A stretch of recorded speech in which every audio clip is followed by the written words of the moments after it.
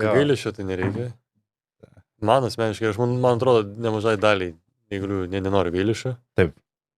O pagalba, tai jo, jeigu prašai, tai tikrai reikėtų, reikia, jo, padėkit. Bet jeigu neprašau, tai irgi nereikia kišti to, žinai. Nereikia grūstis čia savo pagalbą. Tai čia išgirsti tą istoriją, tai nežinau, galėtų jūs sumotyvuoti bent jau pakovoti už save, žinai, tais atvejais. Tai bent jau tuo, tai irgi jau bus kažkoks, žinai, pokytis. Tai o tokiais konkrečiais atvejais, žinai, lipi iš mašinos ir matai, kad neįgalus lipa, tu gali paklausti, ar nereikia pagalbos. Ir jis savo pasakys, reikia ar nereikia, ir ačiū, arba viso gero, arba padėti, arba ne. Man nereikia pult padėti, be neklausus ir tai toks, labai prasta normali reakcija. Žinau, žmonėm, bet pradeda šokinėti aplink ten, gal tai kaip čia, tai. Nesinori to tokio, gal nesinori to tokio. O tai gal žmonės nepaklausia, aš kaip ir tas, tai paklausiu, tu nori gert, ne? Gerai, ne, tai gerai. Ne, tai ne. Tavo reikalas. Aš taip pat toks, čia jeigu paklausiu, gal jis galvoja, kad aš kažkoks.